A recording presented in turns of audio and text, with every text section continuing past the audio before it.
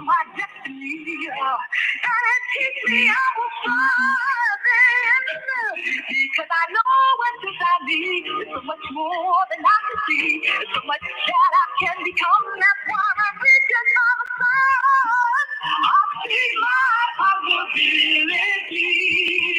Just woke up and I'm living. Nothing but green like the head of me. I'm looking for the other side. Get ahead, I won't look back. I see my possibility.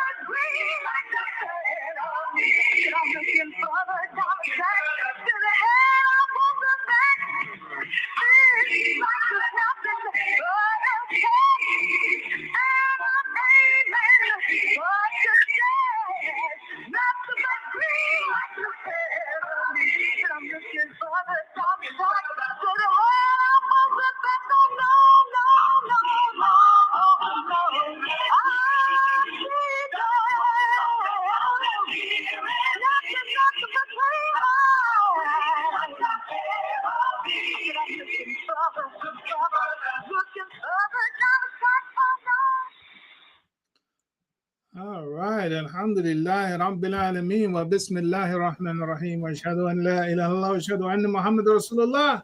Assalamu alaikum wa rahmatullahi wa barakatuh. Alaikum assalam wa rahmatullahi wa barakatuh. Alhamdulillah. Is that smile for me, or is it you just happy to be here? I'm always happy to see you, Baba. Like, keep it a whole 100. I'm always happy to see you. But the smile is, I love the, this life journey. You always look for those little signs for Allah to tell you, yes, you're going in the right direction, right? And so when I recognize those and acknowledge them, it just beams because of what you played and the conversation I was having with myself today. Like, okay, what are we going to talk about? And I always, I wait to see what moves me to do that. And so I love seeing those moments where it's like alignment is like, yep, this is what we doing today. So alhamdulillah, I'm good. I'm grateful. Even through all the life stuff, it's like I'm creating the story for when the moment hits. It's like you got to have a story to tell. Like, I remember when we was eating rice and beans for 30 days, or I remember when my car broke down and I didn't know what was. But honey, look at where I'm at now. So when these moments come, it's like I'm just building the story. Yeah. It's Usra Yusra. Now, is this alhamdulillah? We got Saida. That's who. Was that who I'm thinking about? The M. Austin there. She reminds me of your friend out of New York. Oh, her picture does look like that is Shakuru Fashions. Her husband. They named their son. For sure. Oh, that's right. Yes, the family. Yes, the Island Man. The Austin Hakeem. Yes. All right, I got you. Exactly. I know I was feeling something real family in that piece right there. Alhamdulillah. Absolutely. Yes. Allahu Akbar. All right, Ahlan, welcome as family. All right, let me get on out the way. Stop all this family reunion stuff and let you do what you do. All right. Stage is yours. Thank you, Baba. Assalamu alaikum wa rahmatullahi wa barakatuh. عليكم السلام أعوذ بالله من الشيطان الرجيم بسم الله الرحمن الرحيم أشهد أن لا إله إلا الله وأشهد أن محمد رسول الله. Assalamu alaikum to all of those with us on the Blog Talk and who are with us live on YouTube and Facebook. I'm happy to be here on this Monday. I'm happy that we have this space and time to get us geared up moving into the new week, to really get us excited about this journey. What is it that we're going to do to impact this life experience of ours?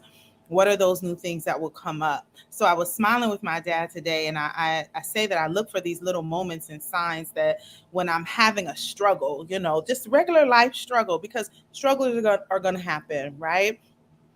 Because you matter, you're going to struggle, right? Because you got to build that muscle for what it is that you have been praying for and asking for. So you got to expand your capacity to carry the weight of this prayer. And I'm telling you, my prayers are big and juicy and full, and it requires a lot out of me. It's going to require a lot of understanding out of me. It's going to require a lot of physical energy out of me. So I'm going to be challenged in a way to ensure that, am I really about that life, right? And so what he played, just if you haven't heard it, those that were on the Facebook, hopefully it will drop the link so you guys can hear it. It is that thing where you ask yourself, well, what are you doing this for? Like, why this, right? And so the thought that I had prior to hearing his video is, I said, I'm going to ask the question for those that are listening and who are here: why Islam? Why did Allah give you al-Islam? Because you may think you chose it, and you did, right? But there was a moment that this way of life penetrated your heart in a way that it was unwavering, in a way that made you clear that, oh yes, this is my way of life, and I'm going to do whatever I need to do to better understand it and to be a better human being in it, so that I can get the best out of this jewel that I have discovered called al-Islam, this way of life. So ask yourself why, right? Because we see a lot of people who are very successful in, their choice of life, whether and I'm speaking religion. I'm stretching myself to really look at al-Islam as, like, not to be limited by the definition of religion, but to expand it in, it's the way that I dress, it's the way that I create, it's the way that I do business, it's the way that I love, it's the way that I communicate, it's the way that I organize, it's my way of life, right? And it's not limited to certain areas. It's in all the areas. It's in the wholeness of who I am and what it is that I do. So when we look at that, there are very clearly defined directives that have been given to us, that it just even if we just go with just Khalifa, right? That Allah has given you the authority to be the vicegerent on earth for a particular job, mission, purpose, right? And so you got the full out rule book, you got the full out code, you got all of the ins and outs and rituals of what it is that you need in order to execute it. And Allah gave you al-Islam to where you don't have to have no room for confusion. All you have to do is engage it and seek the understanding, so that you can pursue the fullness of this life, right? You don't have to pick no bones out of this one, right? You can eat it whole, and you won't run into any pits. You won't run into any fish bones that you're going to have to kind of sift through. Well, I'll take this and not take that. No, you can take the whole thing. It's complete, right? So why was that love for you so strong and so deep that Allah chose you to say, Ashhadu an la ilaha illallah wa ashhadu anna Muhammadan Rasulullah? There's something in that. There's something in that love, and there's something in that clarity, that you saw it when it came to you, you recognized it, you embraced it, and now you are striving in this life to better understand it, so that you can get the fullness of this human experience that we're having, right? Because there are moments where we would love for everyone to be, choose this way of life, but not everyone it's not for them. And we're clear. We want that for everybody. We want it. But the reality is they have to choose it, right? There has to be something in them that Allah removes or Allah makes space for, that there's a capacity for them to recognize and then say, yes, like, Yeah, I'm really on it. Like, not that I have, that I'm an ally of Al Islam, not that, and that's good. We accept you too. Oh, I work with Muslims. I have, okay, great, that too. But it's a very different thing when you declare, the declaration is made that, yo, this is what I am about. This is what I do. So ask yourself what that is, because there's a responsibility that comes with that. There's a trust that comes with that, a big trust, right? And this big trust allows you to see your life in a very different lens, to see these goals and these dreams in a very different way, because now you're in full on partnership.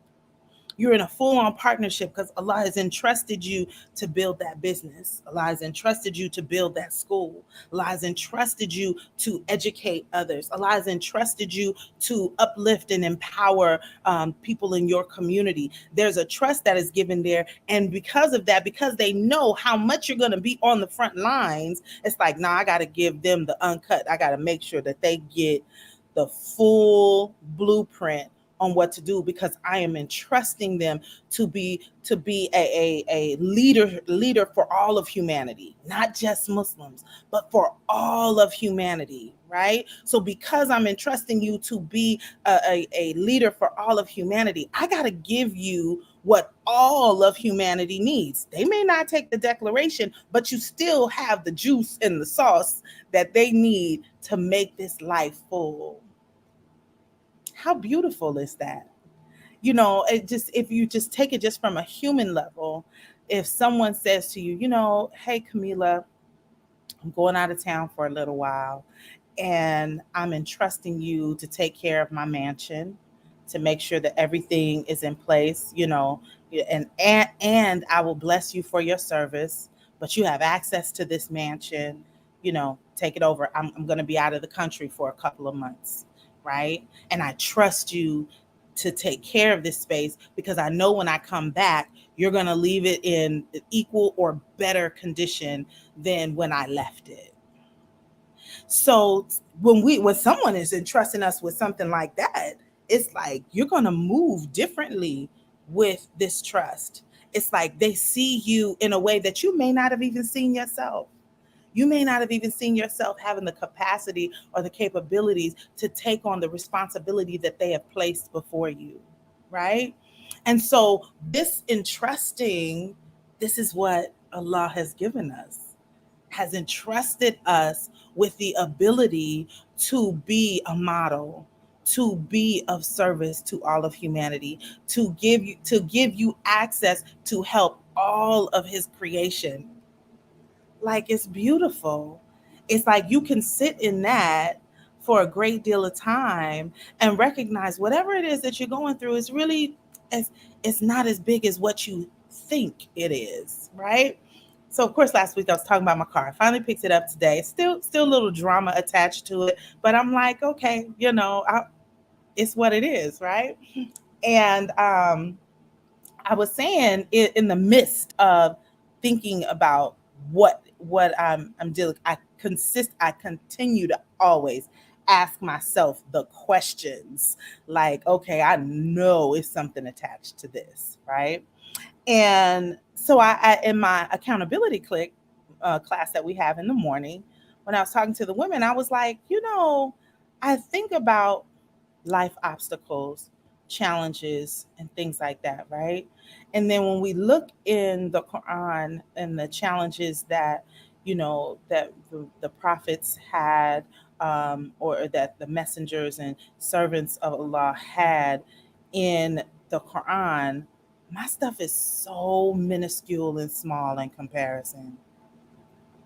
It's like, you really out here about to crumble to dust over a car battery, Camila, when Mariam was in the desert giving birth to a child alone, by herself, no help or resources other than what the date palm tree that she gave birth under, and you over here about to fall to pieces about a car battery? Like, Is this really what we doing, Camila?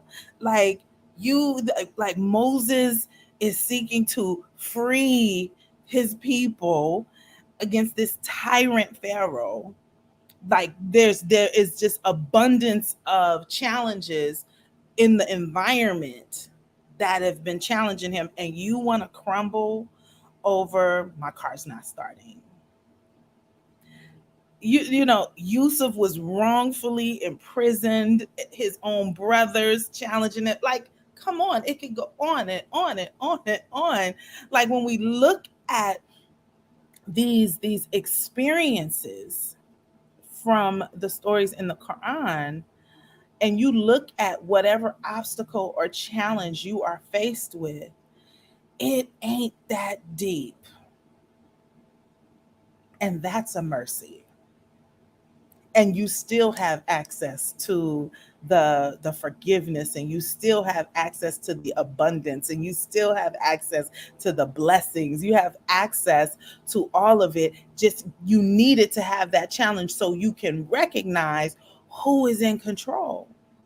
Recognize and reflect and know that Allah is in control of all of these things. You do your part. You do as much as you can till you can't do anymore. And then give Allah something to bless, as the Imam would say. So, in the struggle or in the obstacles that we are faced with, are you still creating or planting seeds for Allah to bless, that will further expand your life and your experience and those who come after you? That this experience that you're having or have had is really an opportunity for you to better understand the people that you serve.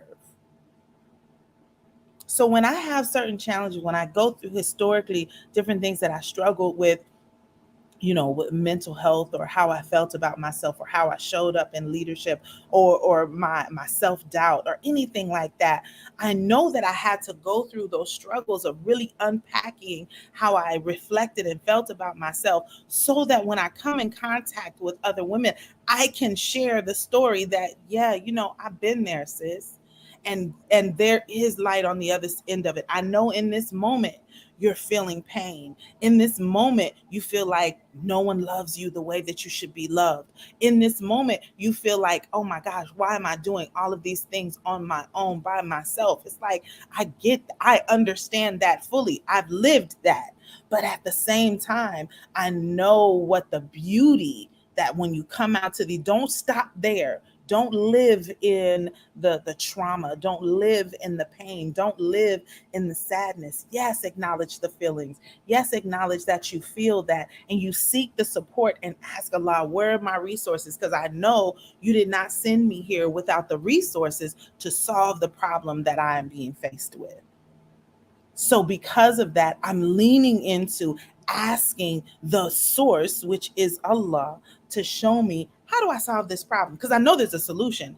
There's not a problem in existence on this earth, on this planet, without a solution attached to it.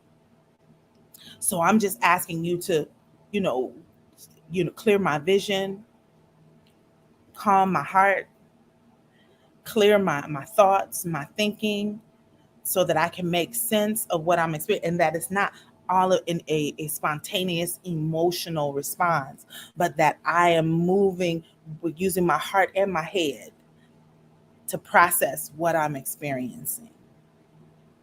Because there's a solution to it. And you are so loved. You are so loved that Allah is not going to give you this challenge to push you off of the path. The challenge is, it draws you closer into, like, look, recognize me. Look, see, I need you to see this. I need you to squeeze. I'm squeezing you so that you can read your experiences. I'm squeezing you so that you can read and make sense of what the mission is and what you are now responsible for. So this reading in the name of your Lord, when it says Ikra, to proclaim, it's like recognize, you like stay woke, right? It's to recognize this experience. I need you to see this. I need you to recognize it. And I need you in you recognizing this squeezing that is happening, that know that you're doing this strictly Fisabilillah, strictly for the love and the mercy and the glory of Allah. And that is the best gift. So I'm choosing you to be, I don't know, I know it's not squozing. It's not that's what just came to my head. I said, Camila, squozing ain't no word, right? So you are being chosen to be squeezed because of the love. It's like, think of it as a hug. Like, don't even think of it as something brutal, right? Think of it like, I remember I ran into a friend of mine.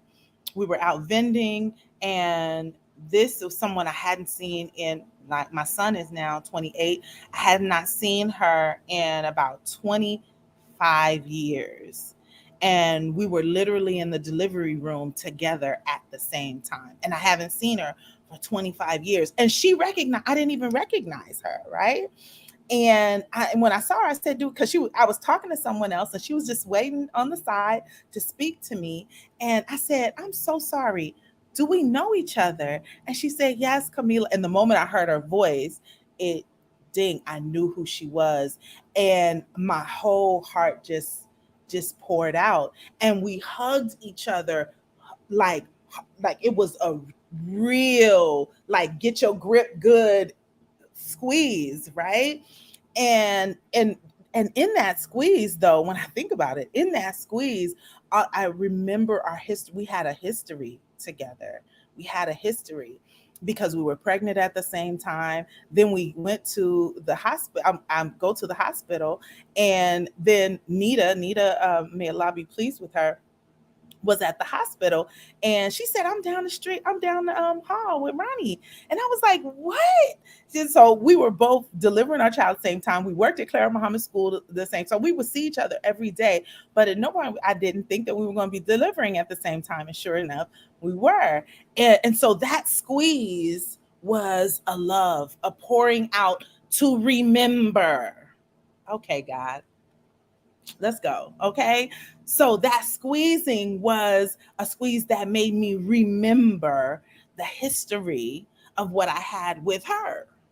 Right. So this reading is a remembering.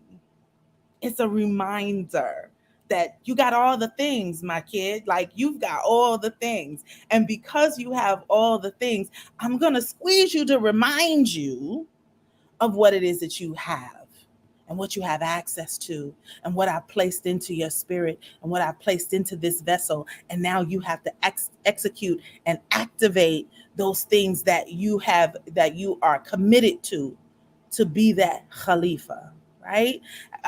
When we had that talk with the sisters Halakha, I said that, we always associate forgetting things to trauma, like a trauma takes place and we forget, right? And the birthing process is the first trauma we will ever experience in life. Like, none of us can sit back and go, yeah, I remember when I came through the birth canal. No, nobody can. And if they are, I don't know. Some people may have access to that, but scientifically, I can't, my brain can't connect that being a possibility of knowing that. I remember my brother used to say that, in my mom's womb, he would talk to her heart. And I could get that because they play the Quran on my mom's belly, right? So, he might have something there, right? But at the end of the day, the trauma of what the baby, when they talk about the birthing process, what the baby has to go through in order to come earthside. There's the organs are being pushed together. The skull is being squeezed to where it's closing up over the brain. The shoulders have to detach. There's so many things happening, and it's a squeezing. It's a squeezing that's happening. So in trauma, yeah, we forget some things, but know that the code was in the womb. We're still getting a whole bunch of things. There's so much that's happening. There's the reminders that are taking place on that whole process. We know that this is what's going on. But when we come through and we're now earthside on the other side of that experience, yeah, it's easy to forget because we like, oh my God, where am I at? What's going on? And then it is the parents who, to provide this calm, we give them the ikama and the adhan in the ear to say, look, no, you good. Yes, you're here, comma, and then in the ear for the baby to soothe them, to let them know, look, the resources that we are here to guide you in being upright and calling to success. Like you've been given your marching orders the moment you come through that birth canal to be upright, to call to success, to call to prosperity. Like, what? How beautiful that is. And then you come into if you were not born to a Muslim household, and even if you were, because you still have to find Islam for yourself, even if you were born into a Muslim household, right? That even in that, you will get reminded again in your life. There will be experiences that will squeeze you to remind you who is your Lord, to remind you to be upright, to remind you to come to success, seek out and drive towards success, to read the room, the life, the experience, to read all of those things so that you can be reminded of what it is that you need to do and how you're supposed to execute those things and to return pleased and pleasing. Like, so why Islam? Why did Allah give you the shortcut? No, then maybe your family's not Muslim. Maybe there's like, it's who knows, right? But you have been given it. You're in this room right now because you want to further still understand, be in spaces that supports the nurturing of what you're seeking in this way of life. Why? Have you really unfolded the gift, the beauty of that gift, the mercy that has been bestowed upon your head and heart to have this way of life? That the things that we're struggling with is the knowing and understanding is to release you from having to worry about struggle. Like the struggles will be there, but the struggles in real time, they are not as brutal as you may be given it energy to be. And Allah does not lie. I'm not going to give you, Allah is not going to give you a struggle that you cannot handle. So when the struggle hits you, it's like, oh, Allah really believes in me more than I believe in myself, because I would have never thought that I could handle that. But Allah said, no, I know you can handle it. Here, I'm gonna give you this. Okay, let's see. I'm expanding your chest to be able to read this life, to be able to make sense of this life. Read in the name of the Lord, your Lord who has created you, right? From that clot that came through the birth canal and forgot everything, but still came back and remembered what it is that they forgot when they came earthside. So we're continuing on this life journey of remembering that experience. So sit with yourself and ask yourself, why? There's something special. There's something special about me that Allah said, I am going to give Zakiya Muhammad al-Islam. I am going to give Leon Wilson al-Islam, Ahmad Kareem al-Islam. There's a reason why. I am going to give Sister Austin al-Islam. There's a reason why. But have you sat with yourself to understand, like, Allah, remind me why you gave me al-Islam, because I know I'm supposed to do something with it. And with that, I will call the Imam back into the room.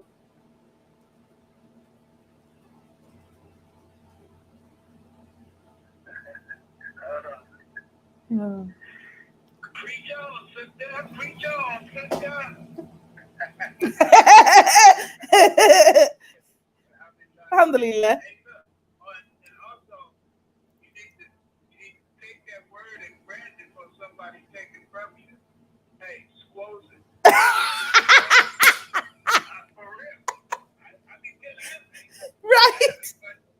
for real. For real. When you understand the meaning that you have in it, Mm-hmm. you understand? So Yeah. whenever somebody is suffering, I'm not going to repeat what you said, I couldn't. But in essence, it's saying, look, what you're going through, don't just take it from a quote-unquote pain perspective. Right. Take it from a perspective of evolving on the path that Allah has created you on. Yes. Just take it as you being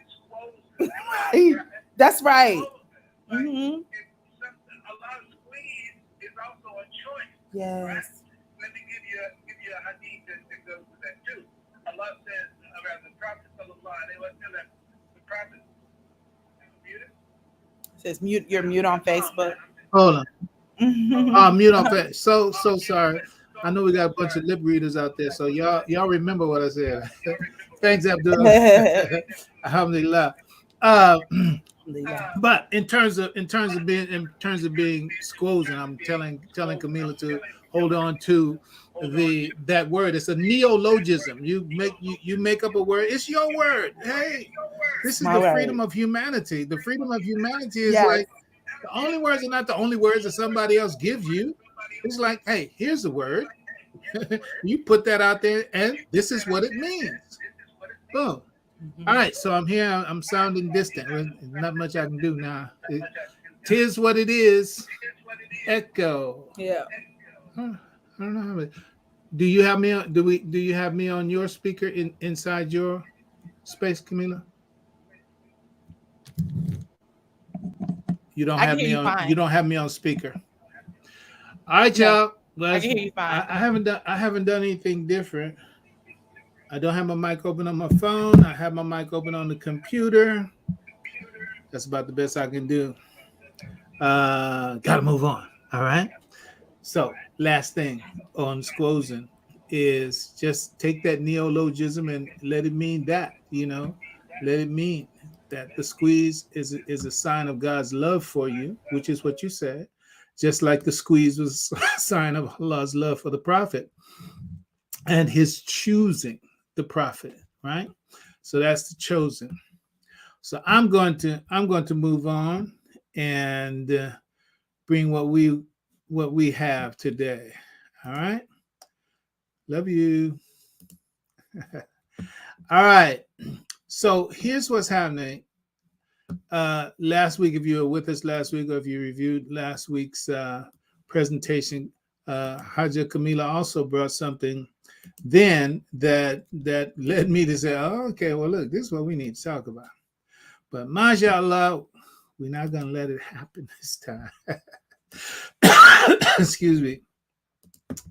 I want to go with something that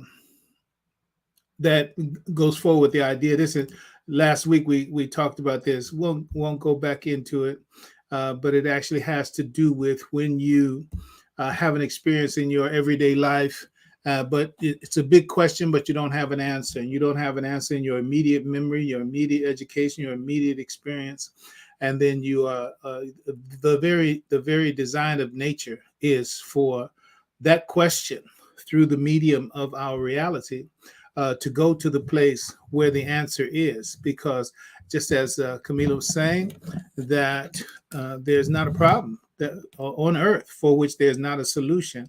In the same way, there's not a question for which there's not an answer, but it's not always accessible to us individually, but because of where we are individually. But it is accessible for those who have the mind, heart, spirit, and the guidance for it. And I'm gonna move on, because even just that statement right there, I really, it's very important for me to help us make a greater and greater distinction between real knowing and superstition and seeking magic and all the rest of that. So I'll go as far as I can. In fact, I'm going to go ahead and set my own timer here and see how we can do on time, and I'll try to be as concise as I can so that I can get as much of it in as possible before we have to close out. And the main thrust of what we have to say this evening is there is a role for the will of Allah in all that we hope to create. There is a role for the will of Allah in all that we hope to create. I know that there are many people online, on YouTube, social media, etc. Big will people, well-known people, popular people, etc. People who are followed in the millions, who never mention in their quest for success, and then they're teaching you how to be successful. never mention God and the will of God. There are those who do, no doubt. Some of them say it while a word that was on the scale that we have here, obfuscation. They say it in an obfuscated way, meaning that, well, did he really say God or did he not say God? Did she really say God? Did she not say God? Like she said God, but no, but not that God. Whatever. You have that element. So, but for us, mashallah, alhamdulillah, for us as Muslims, there's a lot of truth out there.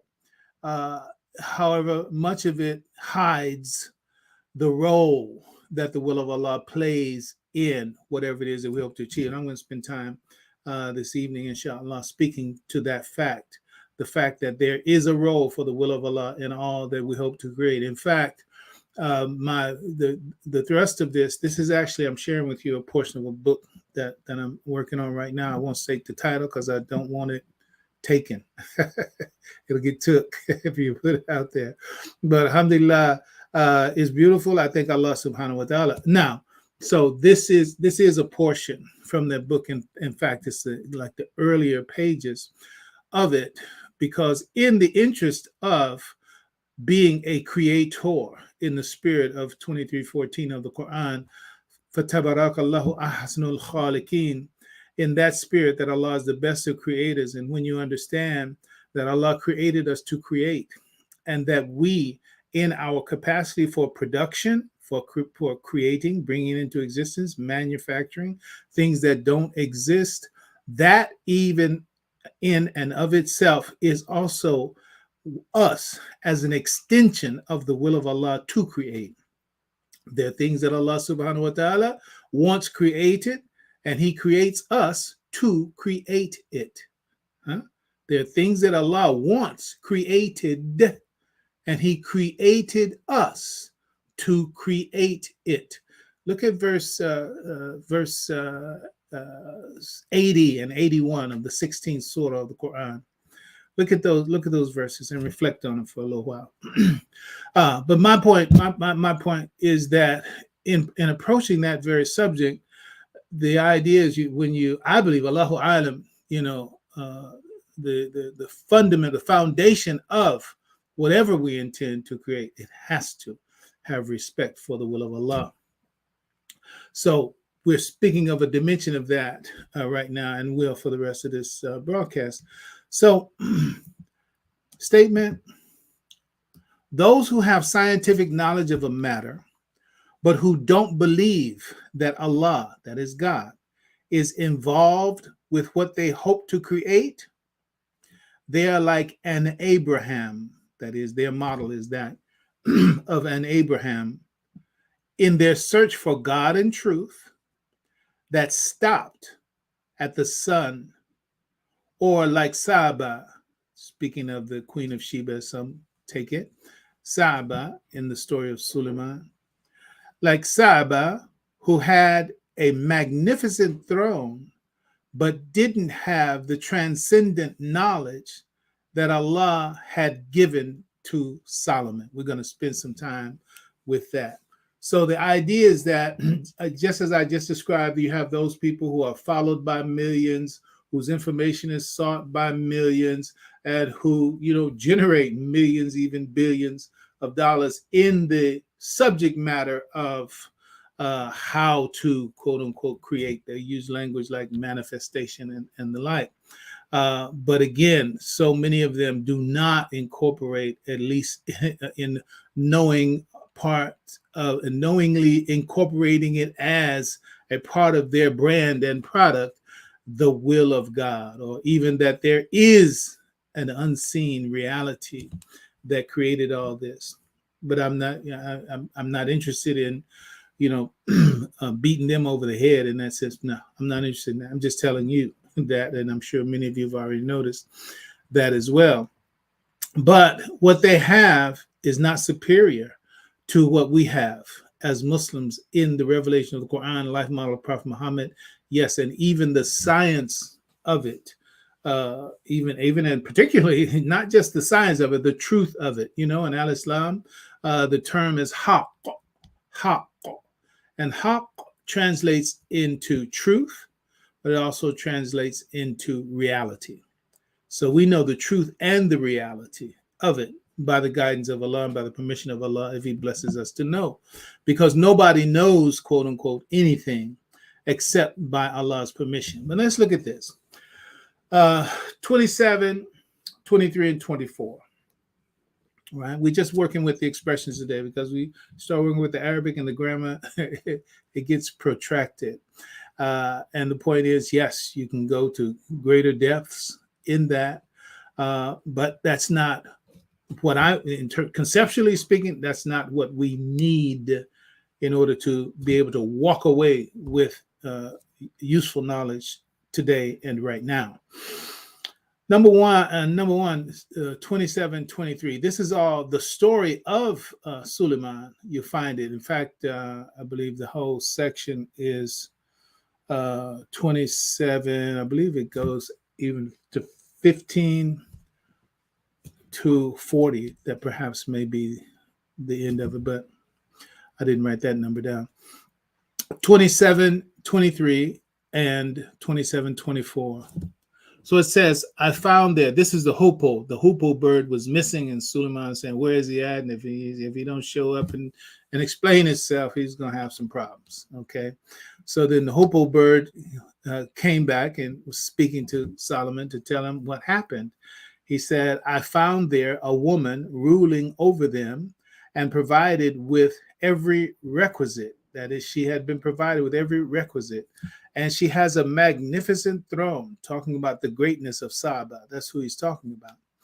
And then verse 24 of 27, it says, I found her and her people worshiping the sun besides Allah.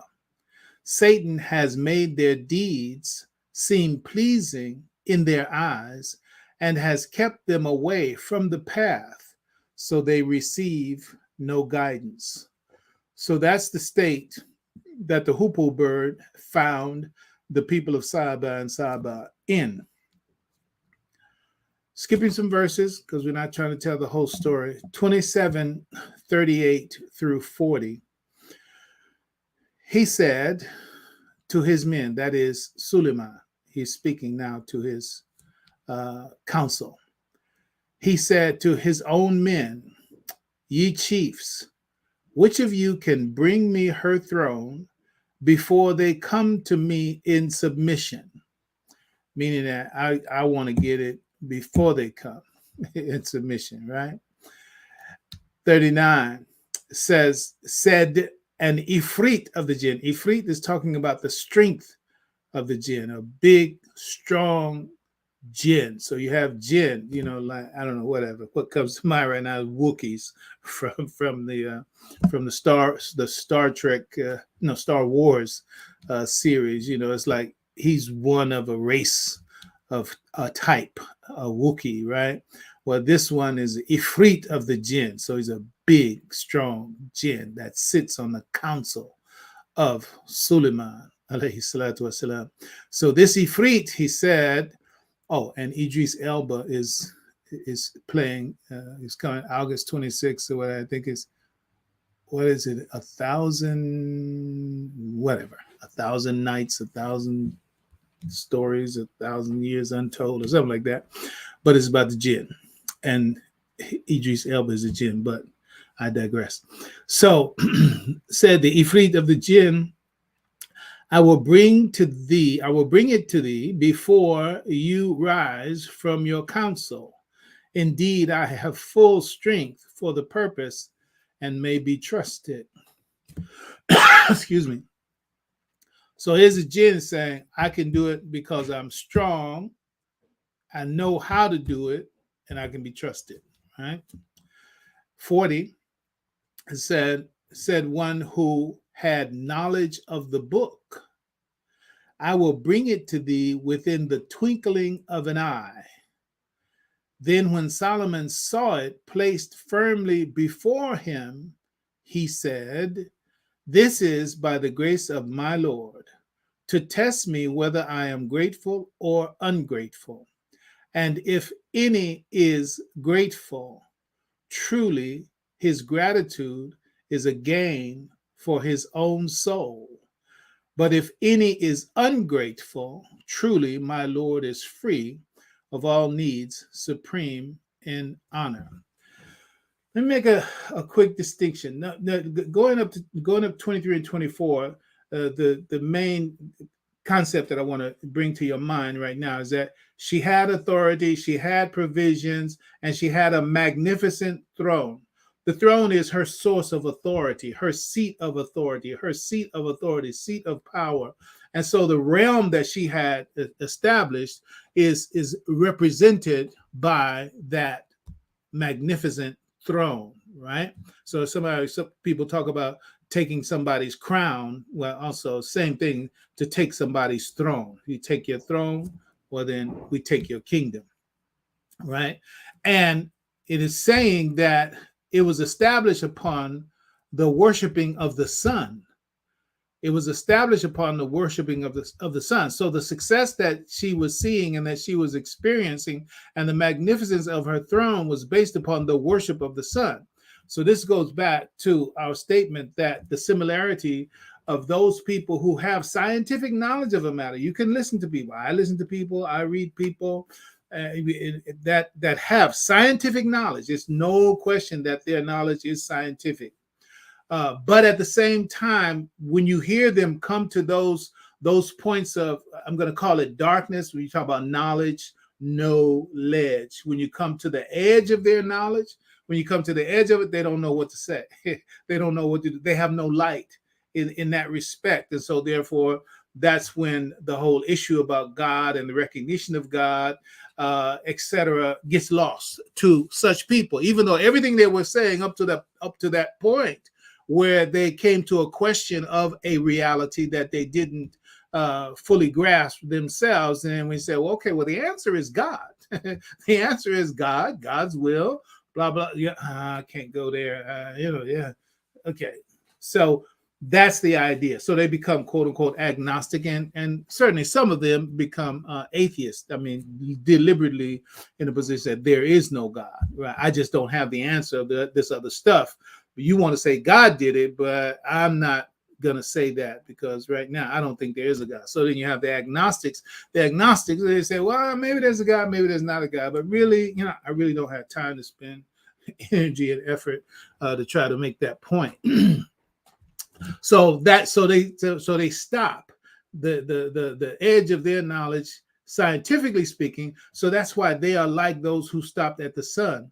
Because the star, moon, sun movement of Abraham, alayhi salatu wasalam, is actually the movement of knowledge. It's a movement of knowledge. Knowledge from the five senses, knowledge by reflection, and knowledge of material science. Those things, that's the short version of it. It's not the long version. That's the short version of it. But you have to be able to get beyond all the material order, all the material creation, get beyond it conceptually, get beyond it with your heart, your mind, your faith, your spirit. That is what can transcend all of this material creation, as did Abraham, to be able to look back upon this material reality through, with, and upon the will of Allah subhanahu wa ta'ala for it. And now you have greater enlightenment about it, a knowledge that transcends it and gives you power within it, right? And that was what God promised Abraham. He said, thus did we show Abraham the powers and the laws of the heavens and the earth, that he might have certitude, right? So that star, moon, sun movement was Abraham going all the way past the star, past the moon, past the sun, to know the reality of Allah behind it. Well, the magnificent throne that is grounded in worshiping of the Son is also, yes, it's a very powerful kingdom. It's a very wonderful kingdom, very rich kingdom. It's provided with every requisite, which is what the Hopeful verse said, what Allah revealed. So it's like they had everything, but it was based on the worship of the Son. So Suleiman, whose responsibility under God is to be Khalifa, right? One who is representing the will of Allah, establishing that and extending the will of Allah in the earth in all matters. And so when you find that an order established on the basis of worshiping other than Allah unacceptable to a servant of Allah subhanahu wa ta'ala, especially at the level of Suleiman. So So the point is that, yeah, they got a lot out of it because there's a lot when you work with the sun, right? When you work with the sun, let me just put this in a parenthesis, footnote, margin, whatever. We're not going to spend a lot of time there. But look, why do you think, quote unquote, Christianity, say whatever you want to say about it. You know what, Christianity, why do you think it's so powerful in the world? No, it's not just bullets and guns and tanks and drones and no. And it's not the white supremacy dimension of it, quote unquote, that false notion. No, there is a truth inside of that, because Isa alayhi salatu wasalam, Jesus, was and is special to Allah subhanahu wa ta'ala. And Allah subhanahu wa ta'ala intended and intends for the world to bear witness to the wondrousness, the wonderfulness, the sacredness of Isa, Jesus, Isa ibn Maryam. Alhamdulillah. That's a given. Many verses you could find in the Quran where that he's the second Adam, and that, you know, that his name is a name that everyone is going to bear witness to, right? Maybe not in the way that our standard church people might say it, no disrespect. But the point is that the power of accepting Jesus Christ in a sacred role and at a sacred level is very, very powerful. This is the point, but it's not the end. It's powerful, but it's not the end. And that's a part of what the whole story is saying. Part of it is saying, look, it makes for a magnificent throne. It makes for great provisions, etc. It can make a people great. But if you are not worshiping the creator of it all, then it falls short in that regard. All right, let's move from that. So now, so Suleiman, he's working to, correct things, if you will. And so he takes shura, right? He takes shura with his council. And so the two that speak up was the Ifrit of the Jinn, all right? And then one who had knowledge of the book, right? So I take these two, one of them to represent for the concept that I'm bringing forward here. As with Sabah, the fact is that she had a magnificent throne, but she didn't have transcendent knowledge. She didn't have knowledge that went past the sun. They were worshiping the sun. They hadn't got past it. And they had done a lot, but they hadn't got to the level of transcendence that ultimately the right destiny or end object is for humanity and for worship and the like. And so that was her problem, all right? That was the problem that Suleiman was seeking to solve in her case, right? Okay, so the Ifrit of the Jinn, what he proposed in terms of what he might do, what he rested upon, his power rested upon his strength for the purpose. And you should hear in that much more material. You should hear much more concrete, much more physical, much more material, right? I can get it because I'm strong. I can get it because I have force. I can get it, all of those things. All that's still inside of the realm of materiality. At some level, the realm of materiality, right? Physicality, etc. That's the implications of it. All right, and then the one who had knowledge of the book.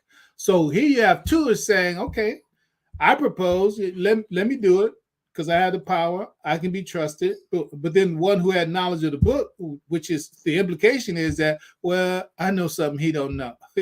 I understand something that he doesn't understand. Right? Even if he's not speaking directly to the Ifrit of the Jinn, the implication is still the same. Okay, yeah, he probably could do what he is talking about doing, but I can bring it to you in the twinkling of an eye. So I have a power and a force that he doesn't have, and you know that's the case, right?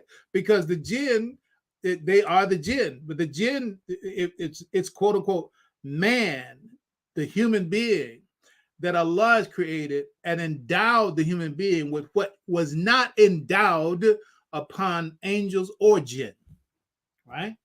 And so this one who had knowledge of the book, which is now telling us this is where the power is. Yeah, he's strong, he's powerful. Yeah, have one with you. Get consultation. Use their power when necessary, right? Fine. But this job is a job that calls for the knowledge of the book. Allahu Akbar, Allahu Akbar. So he said, I will bring it to you in the twinkling of an eye. Then next sentence is that I will bring it to you within the twinkling of an eye. Then the next sentence, nothing between that. Suleiman didn't even say, oh, okay. It said, I'll have it to you in the twinkling of an eye. Poof. It's right there. It's right there. Right? And then Suleiman saw it, placed it from. So one sentence, I'll have it twinkle of an eye, poof. Then Suleiman saw it, placed firmly in front of him.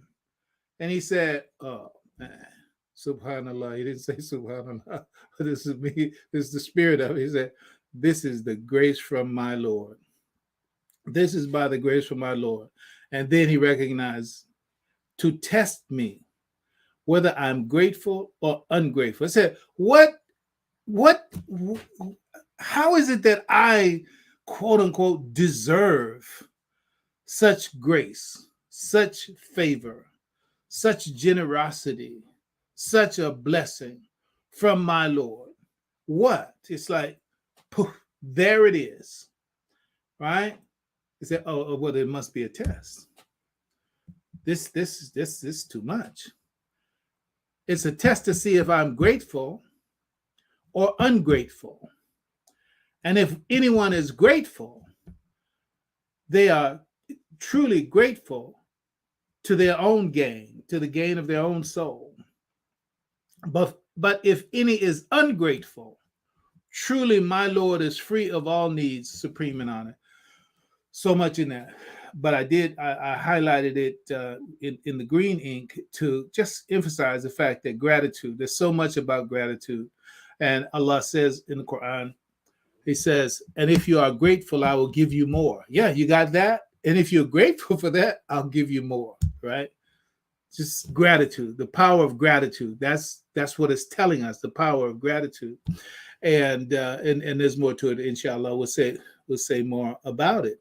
But Suleiman is demonstrating his awareness of the power of gratitude and the power of gratefulness. And many of us have heard in some of the other systems that I alluded to in passing that is grounded in gratitude. You know, the whole idea of gratitude. People have whole systems based on just being grateful, just being great. I mean, whole system being grateful.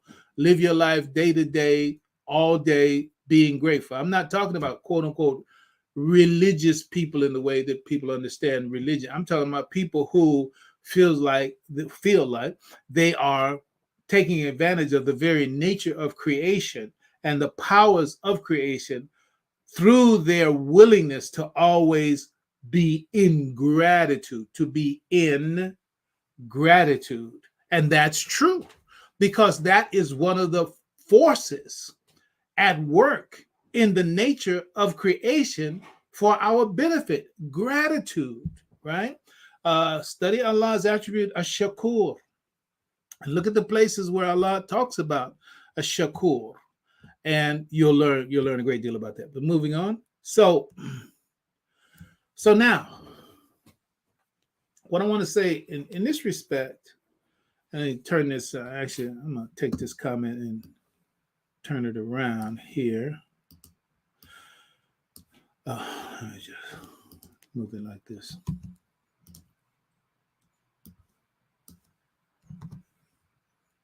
Because what I want understood first, we'll talk about the power of the 0-point field in just a second after I finish making this statement here.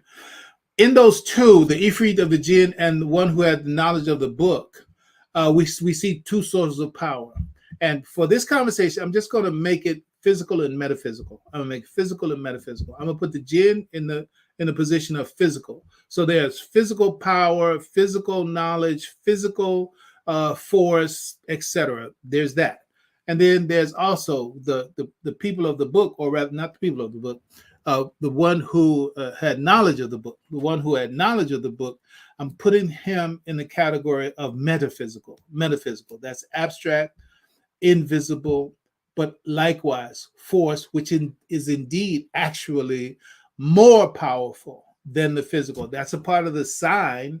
And when the Quran says it said, look at the orbs that are held up in the sky without any pillars. Allah constructed this universe without any pillars that you see. Look at the birds held aloft without any support that you see. So God is telling you that the unseen is more powerful, has more force, has more energy, whatever you want to call it, than the visible, than the physical.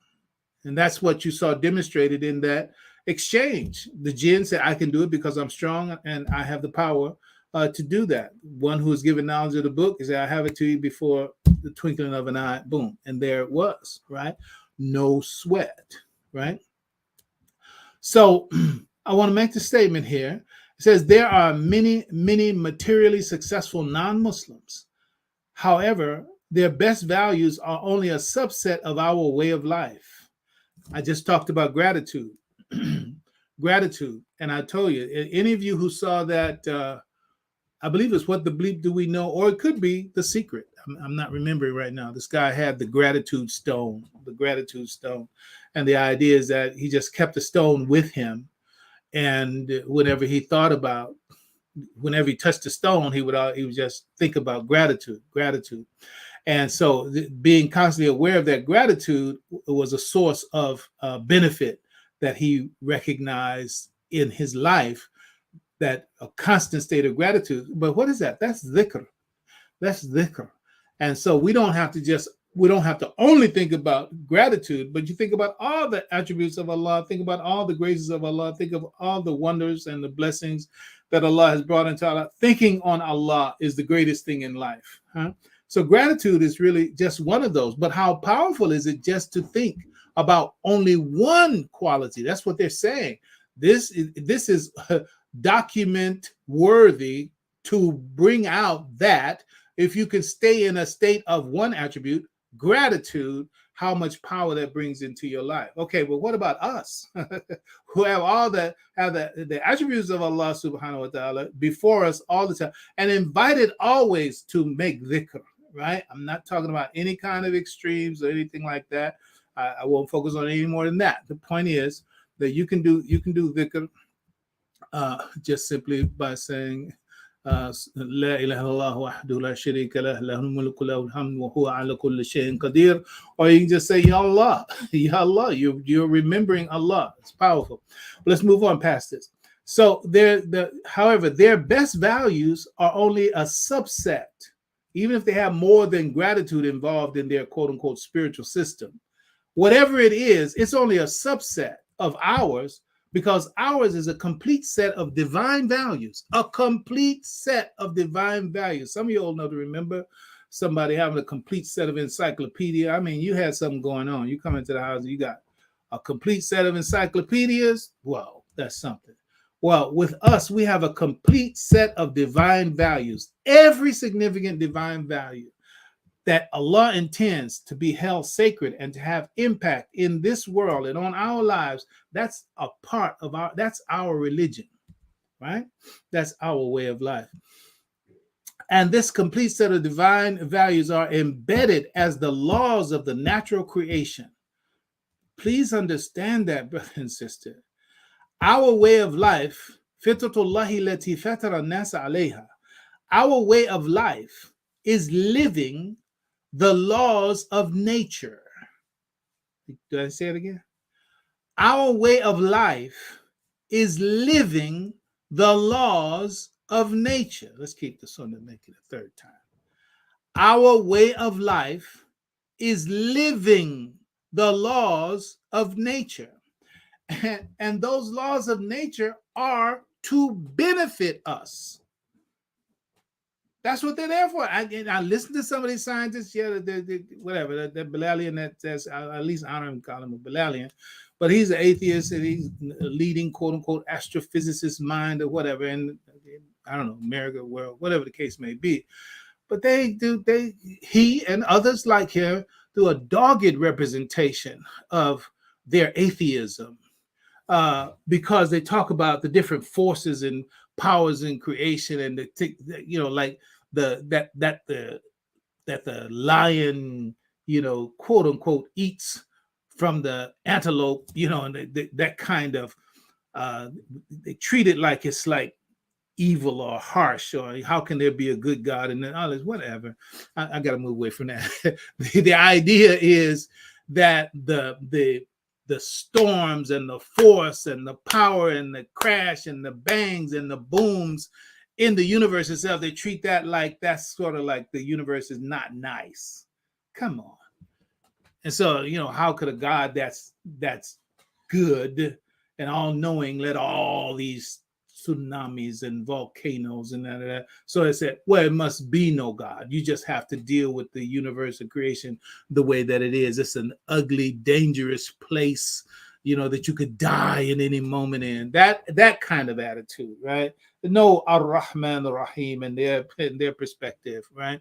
So the point is that the laws of nature of creation, Allah created the creation as a benefit, as a gift, as a blessing. And yes, there's some things that are painful, but فَإِنَّمَا الْعُسْرِ يُسْرًا, with the difficulty, with for every disease, the Prophet says, peace be upon him, Allah has revealed a cure, right? So this is life. This is reality. This is the nature of existence. This is not the end. We spend a short time here, and it is a trial. And so when it is a trial, everything's not easy and lovely and all that in that sense.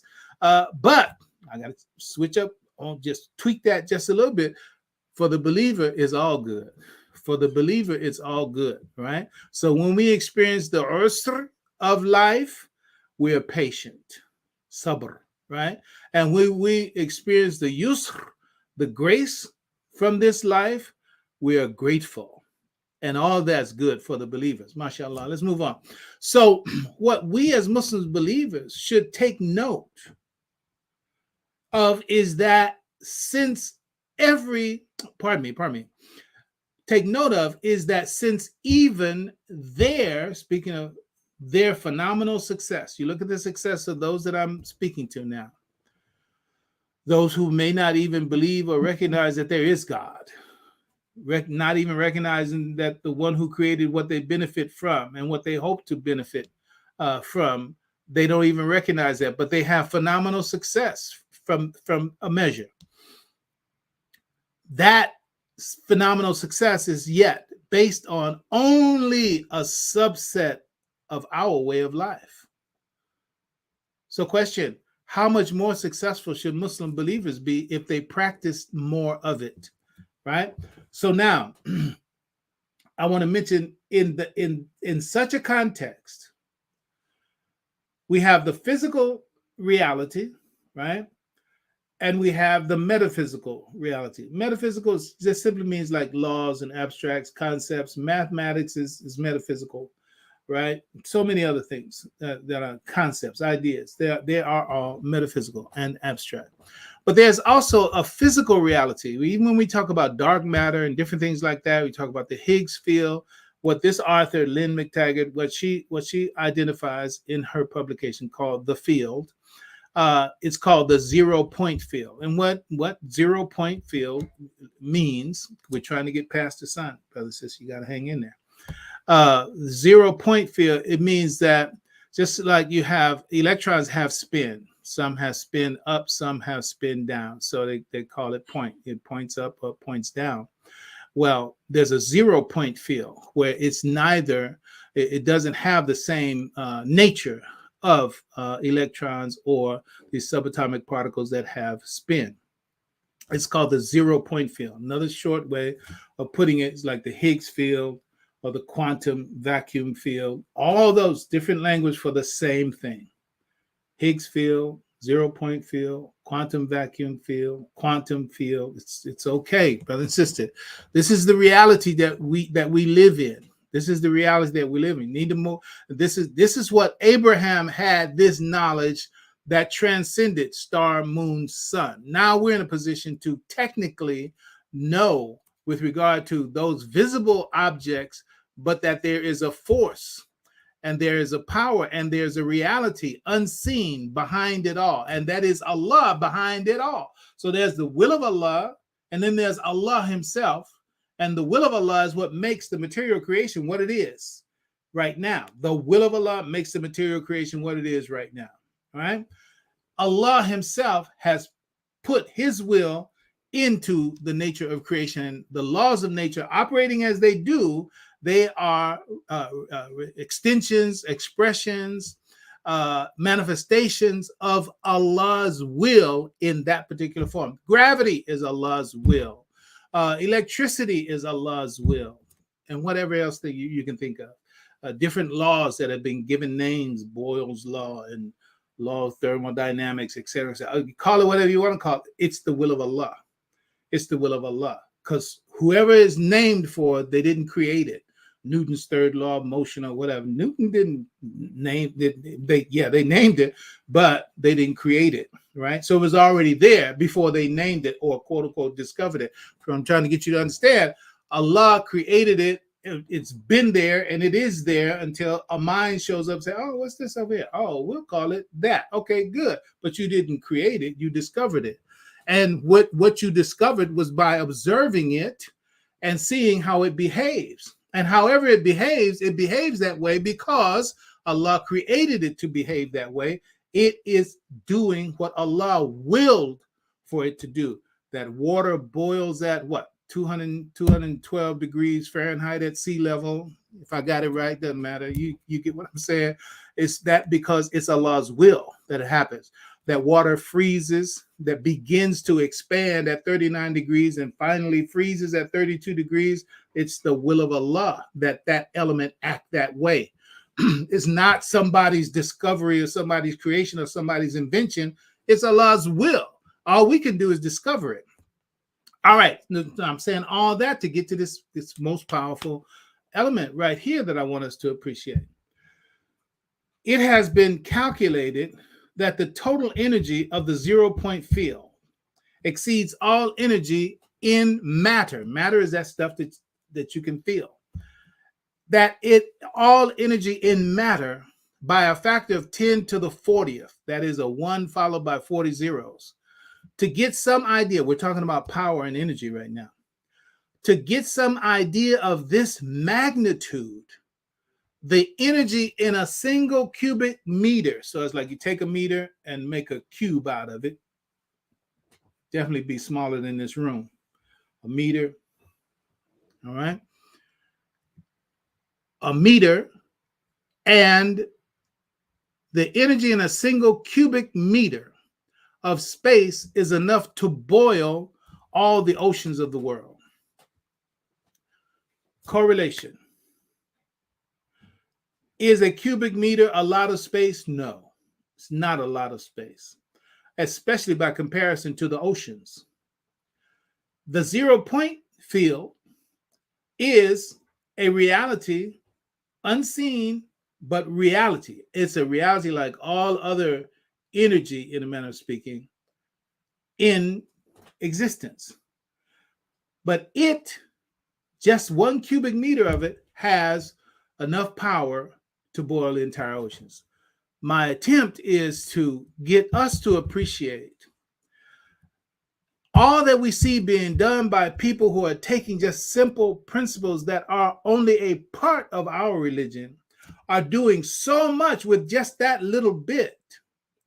What about if we did more with all of what Allah subhanahu wa ta'ala has revealed to us? What if we exercised and implemented and activated and engaged with all of these? Well, obviously, it's not something that we can get to all of it, but I'm saying that if one is doing so much with just one thing, i.e. gratitude, okay, how much more can we do with all that we actually have? Now, we are going to go a few minutes over because my effort has been to, let's see if we can just lay down this frame to appreciate that there's power in the realm unseen that we have access to, but that we're not aware of. And that's what the one who had the knowledge of the book, he had knowledge of what I'm speaking of right now and obviously beyond. The point is for us to appreciate that that same power is available to, yes, that same power is available to us now in terms of access and potentiality and possibility. Now, I know some of this goes beyond some of our pay grades, but I have to, look, I'm going to say it. You do what you can with it. I'll say it in the best possible way so that it can be of benefit. Allah knows best. There's an author, a British author and writer, Arthur C. Clarke, that's his name, a scientist. He says, any sufficiently advanced technology is indistinguishable from magic. Is indistinguishable from magic. So what the person who had knowledge of the book, what he did, that was like magic. First it wasn't there, then it was there. But it wasn't magic. Magic relates to the magi and all that. But it wasn't magic. It was the science of the knowledge of the nature of reality. He had the science and the knowledge of the nature of reality. So therefore, he was able to move the throne from where it was to where it is based on his knowledge of the book. That was what the jinn didn't have.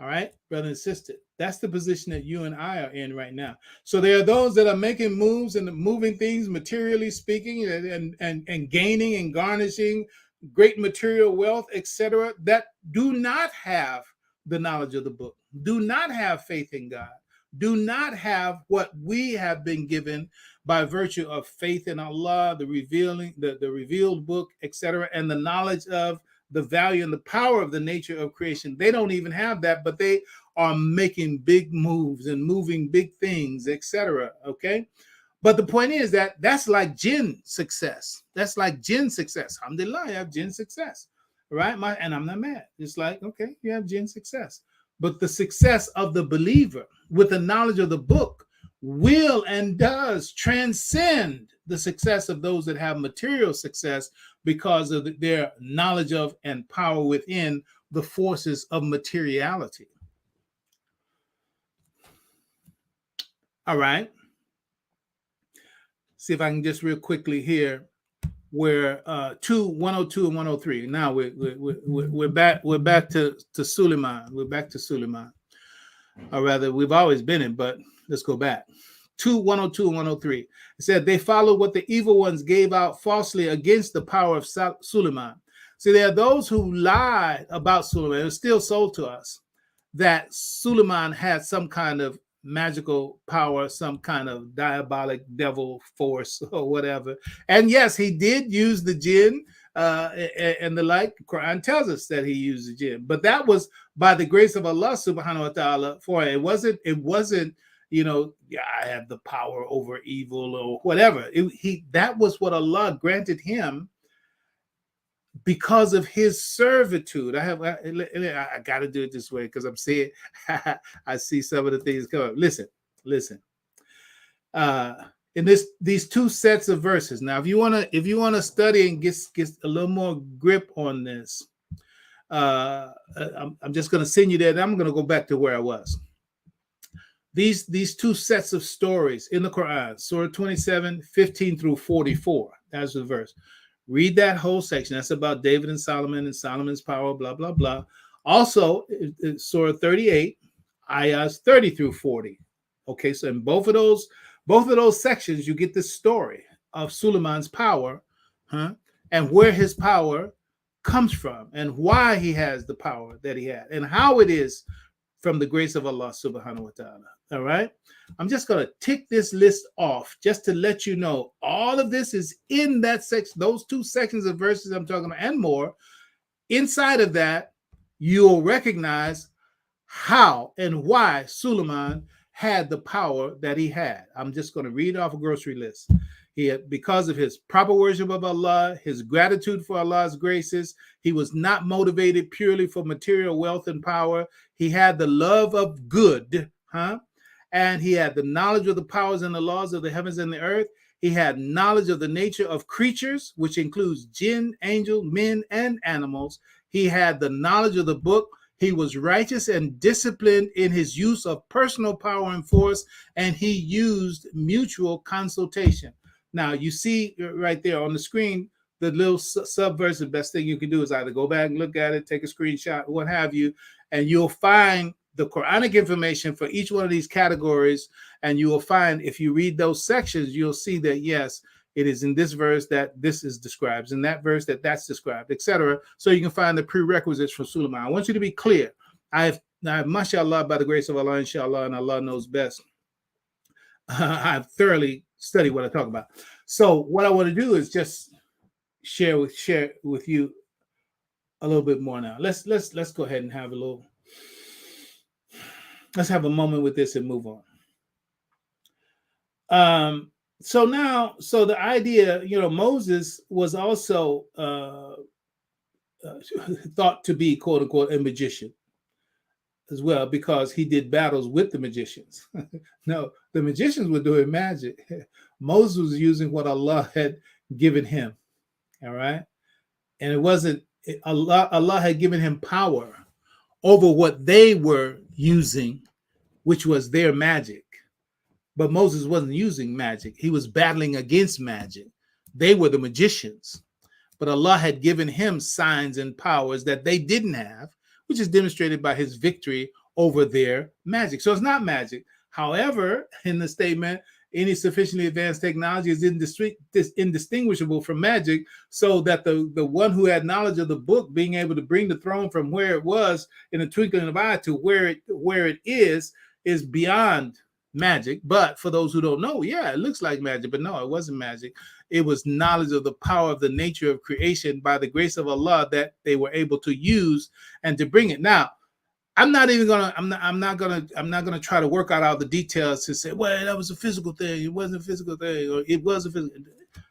I'm just using it for the sign to understand it. But I am not put off at all by thinking that physically happened. You can look up acoustic levitation. I'm just trying to get you. People are still trying to figure out how the pyramids got built the way they're built. Stonehenge, how it got built. What kind of knowledge was used there, right? You need to take a look at that. Look up this piece, sand vibration patterns. It's called cymatics, Cymatics, and the different forms that come by changing vibrations. Again, acoustic levitation. That I'm just saying that there's scientific demonstration as to how things can be moved without these physical chains, pulleys, different this and that, simply by having a grasp of the powers and the laws of the heavens and the earth, right?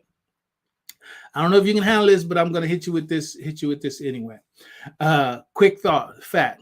The stuff that makes everything is present simultaneously everywhere in the universe. The terminology is called scale invariant, meaning it's the same, it has the same consistency everywhere in the universe. Scale invariant. This is that 0 point field that we just talked about.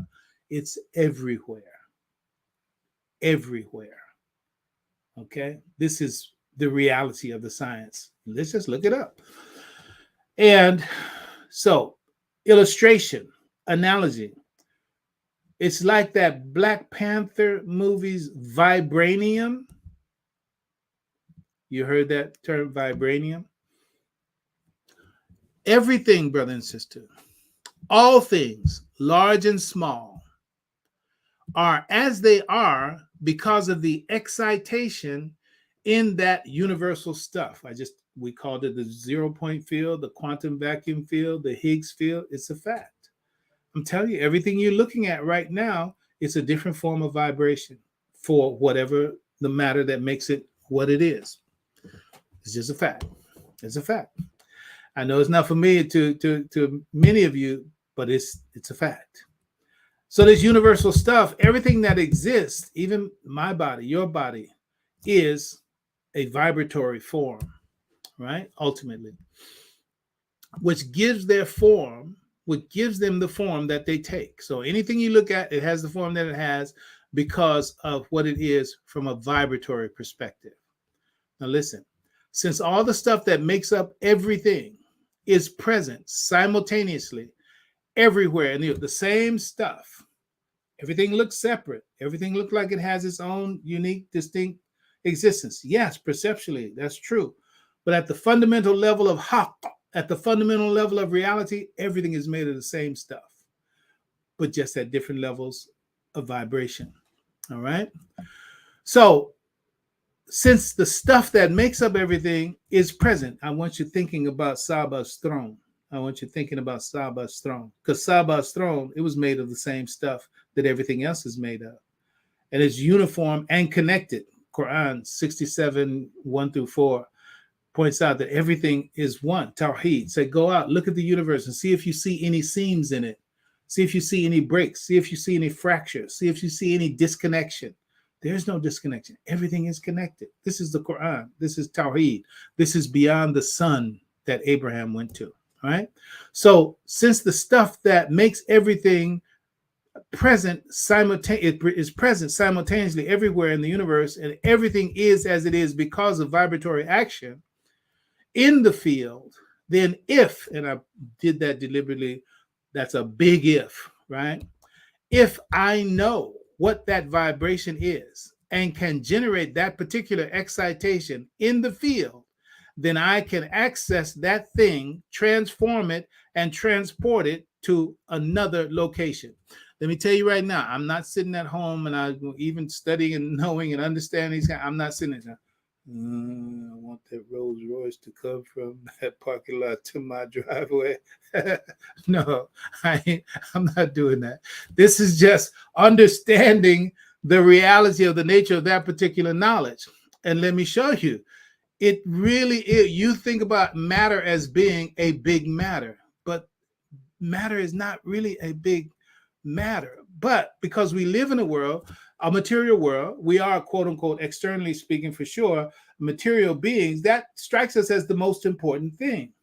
But what I'm talking about, we see it, experience it, quote unquote, every day, but on a lower level. And it's this: simply doing with matter what our five senses do with objects in the environment. It's called transduction. It's called transduction. Don't run out. Don't leave the room. Look, it's transduction. Listen, whatever it is you're looking at right now, that thing is not in your head. It's not in your head. It's out there. Reach out and touch it. It's out there, but you perceive it in your head. So it's in your head as a reality. But how is it in your head as a reality? It was transduced because the light off of the object entered your optic nerves, and your optic nerves created a message, a vibratory message from the light that comes in off of that object, and it transforms it into neural messages that go to the visual part of your brain, and then it's reconstructed in your head as what it is that you see out there. So while it's out there, but it's a reality to you because of what you perceive, how you perceive it in your quote unquote mind, head consciousness, right? That was transduction, right? You close your eyes, of course, you can still imagine it. But the point is that if you don't have light coming into your head off of an object and then have that light transduced into an image in your head, you wouldn't see it. You wouldn't see it. And it's the same way for sound. It's the same way for taste. It's the same way for touch. It's the same way for smell. Each one of them have different messages that come in to tell you what you are experiencing from out there, right? It's transduction, all right? And that's just the operation of the five senses, all right? So what the person who had knowledge of the book, what they did in that environment, if we take this to be a scientific interpretation of what happened, then they did with objects in the environment what we did with our five senses, or what we do with our five senses, or in modern terms, in modern times, that's what happens with radio and television. Radio and television does with sound and pictures. What it does, it receives and transmits from one location to the other. All right. And I understand. So when you look at, like right now, you're looking at my image. If those of you who are on camera, you're looking at my image, you see there. So what's happening? What's happening? It's my image is coming across airwaves, across the ether, across an invisible space that you can see from my camera here. It's put into the system, and then it on carrier waves from where I am to where your computer is, and now that image comes to you. Nothing is lost in that image. I'm not materially there, but for all intents and purposes, it's just like me being there, other than the tangible, size and feel and what have you. All right, so I'm saying what radio does, it receives and transmits sound. Television receives and transmits sound and picture. All right. Might there not be a level of power where matter can be transported from one place to another? And the whole idea of, I got to shut up. The whole idea of non-locality and entanglement. Make little notes of these words, and then just take a minute and try to get some minimal understanding of it. Entanglement. Use that one word. And non-local, and put that under the category of the quantum. And listen, I'll take you back and I'll close. The pyramids, they still don't know how they were built. How did they move those tons and tons of rock across sand and up inclines, etc., to perfectly place them where they are? They want to tell us that aliens did it. What we fail to understand, brother and sister, is that our level of knowledge from the original level of knowledge heights that we as a human species were able to reach, we have decreased. Take this hadith where it says Adam was 60 cubits, and then every generation, he's been getting smaller and smaller and smaller.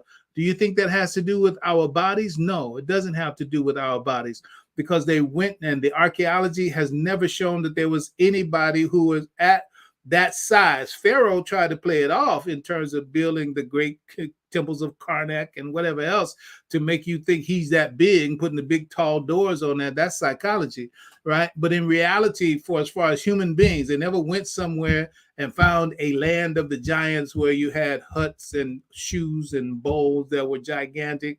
No, it's a statement about where we were at the point when we had high knowledge, and then as we continue to evolve and get away from and lose that knowledge, that's our getting shorter. We're getting short as it relates to knowledge. Just like right now, this knowledge is so challenging to us, when in fact there are things that have been created in the world, and God says, he says that there are people who have left more in their how can you say, traces. They said there are those who are greater than you in the traces that they've left behind. And that's going to apply forever. When the Quran says something, it's forever. So it's like there are people who are greater than you in the traces that they've left behind. All right, pyramid is a trace. Pyramid is a trace. And the knowledge of this world right now does not have the knowledge to be able to understand how that was done. So that's a trace that shows you that we knew more than you knew about the nature of reality. Got to cut it short. All right, so we're going to be out. I know I said a lot. Can't detail it. Oh, yeah, there's it. Ismail, yeah. 3,000 years of longing. Yeah, that's the jinn flick that's coming up. Alhamdulillah, Imam Wali. Assalamu alaikum wa rahmatullahi wa barakatuh. Alhamdulillah. Also, Abdul Shahid just thought Sabah, Sheba often spoke of as a land of blacks. Yes, I think it's understood to be like Yemen, more so, somewhere down there. Imam W. Muhammad taught us that the word Ifrit is closest thing that he could find for the word of Africa. The Ifrit did indeed deliver the throne. You got to read that again. All right, send it to me. If you throw something up here that can point to that fact, and I love to be corrected in terms of that. Also, dear brother, could you please explain to me why the phrase jinn and men are stated as two entities when jinn is part of man's nature? Okay, quick version is no, the jinn is not a part of man's nature. That's one of the first reasons you can make that separation there. The Prophet says, sallallahu alaihi wasallam, he says, there's no child of Adam or son of Adam that has not had a jinn assigned to them, assigned. So the jinn is not a part of our nature in that sense. A jinn is a part of our existence. He has relevance to our existence. And the Prophet said, and when Aisha asked him, it said, and you too, you have a jinn? He said, yes, but Allah has helped me to overcome mine, such that I'm free from his mischief, and he only commands me to do good. So, and the Imam says that Allah help me make mine a Muslim, right? Mine has submitted. So the way to say it is the jinn is connate, CONNATE, and not innate. So if you say innate, you're saying it's in nature. When you say connate, it's like it's connected to our nature. It's connected. It's not our nature, but it's connected to our nature. Connate versus innate. Abdul, I'm interested in getting your information if you got it. Camila, what you got? We're gonna close this out. Un momento. Go ahead. So sorry. Okay, I had a question about when you speak of the jinn, is the jinn's purpose to create mischief? No.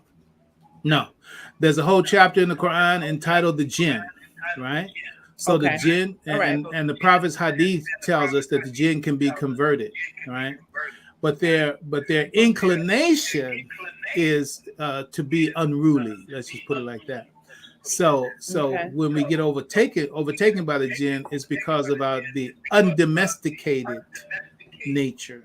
If you don't control the jinn, then the jinn, he'll get away and manipulate you. But Solomon, he had been given that power and that wisdom to be able to control the jinn and use them as builders and divers, etc. So the jinn are useful. The jinn are useful when you manage them. If you don't manage them, then they're going to manage you. All right. Okay, you're not on screen. Oh, I'm not on screen. Oh, that's fine. I'm just busy looking at your beautiful face, baby. It's good. It's like so they got the abstract. They got the abstract me on that in that case. Yeah, they did. All right. We appreciate all for it. Alhamdulillah. We did it. So it's up. God's peace. We go. Assalamu alaikum. Assalamu alaikum.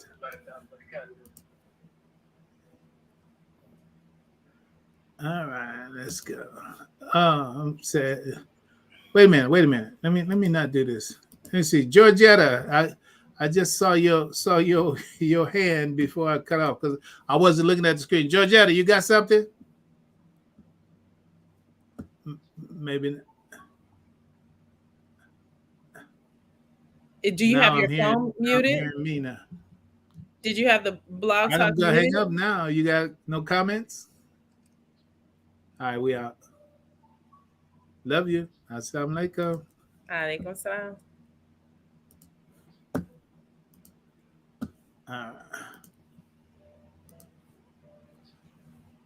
Let's see where we're at here. I got so many screens open here, so I can't even see. You're still live. All right, let's go. You're still